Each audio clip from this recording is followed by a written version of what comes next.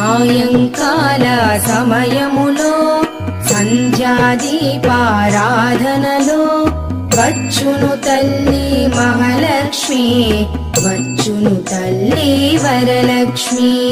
కాళ్లకు గజ్జెలు కట్టింది, మెడలో హారము వేసింది, పిలచిన వెంటనే పలికింది, అడిగినదంతా ఇచ్చింది.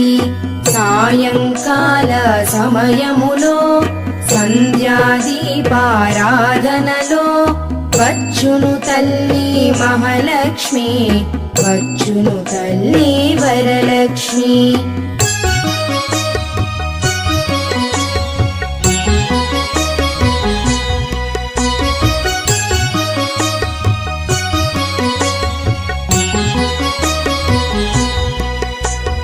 ధనములని